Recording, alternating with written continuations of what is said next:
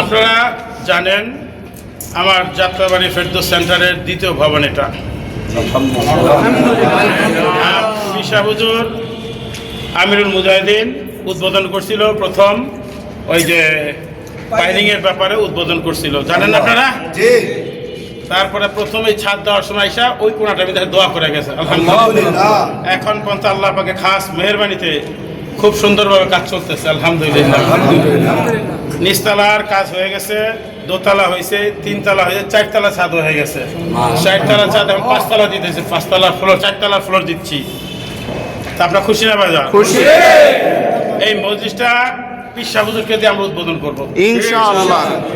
আমাদের প্রথম উদ্বোধন করবো আমরা, ওই দিন অন্তত পক্ষে এখানে কত ১,৫০০ লোক ধরবে না? ওই মাথা আমরা তো যে কজন আসছিলাম এখন তো কোনা করে রয়েছি, কি বলেন? কোনায় ভরে নাই, ৪ ভাগের মানে ৬ ভাগের ১ ভাগই ভরে নাই। তার মানে এখানে গেলে ওইখানে মাহমুদ ছোট একটা মাহফিল করা যাবে ইনশাআল্লাহ। মাহফিল করা যাবে না? আল্লাহ পাক বরকত দিছে, দিবে ইনশাআল্লাহ। তো আজকে উদ্বোধন আপনাদের দেখালাম, কেমন আপনারা খুশি নেই? আমাদের ইসলাম মজলিস মাসে একটা স্পেশাল ওটা থাকবে। ওটা কি থাকবে? এলাকাবাসীর জন্য আশেপাশে যাত্রাবাড়ি থানার অন্তর্গত যারা আছে, যাত্রাবাড়ি, ডেমরা, কদমতলী, শ্যামপুর, যারা জাকিরিন আছে, আম খাস সবাই একসাথে বসতে পারবেন ইনশাআল্লাহ। একসাথে অন্ততপক্ষে ১,৫০০, কোনো অসুবিধা নাই, আছে নাকি?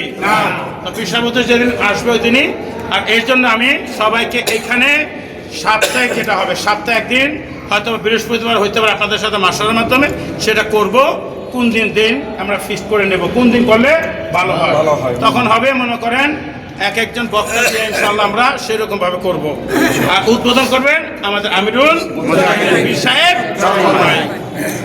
কি ঠিক আছে? খুশি আপনারা?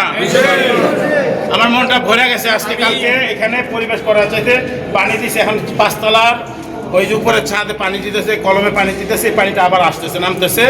মানে আজকে মজলিস করার মতো করা যাইতো অবশ্য। এখানে তো আমরা এইখানটা বসলে তো হয়ে যেত গা।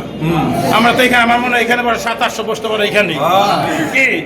তা আমরা হলে প্রায় ২০০ লোকের মতো এখানে যারা আসছে নাকি? ২০০ লোক নাই, এক কোণা করে রয়েছি।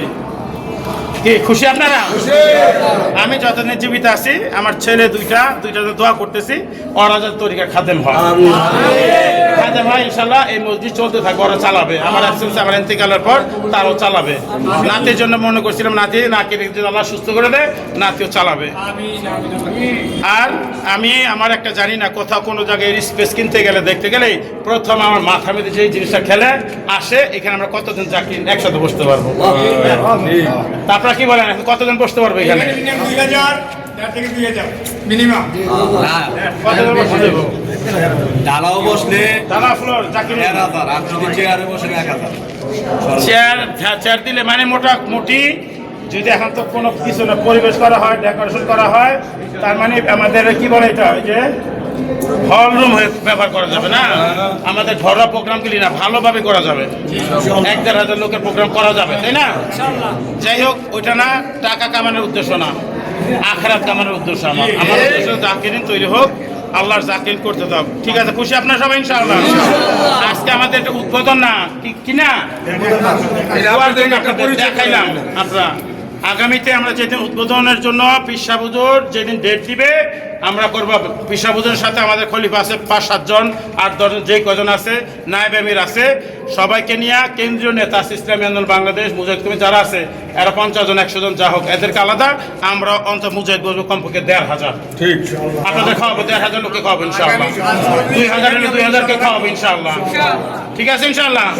আজকে এটা আপনারা কেউ আবার বলেন নাম উদ্বোধন হয়ে গেছে না, উদ্বোধন করবে আমাদের আমিরুল মুজাহিদ সাহেব চরমনাই। ঠিক আছে?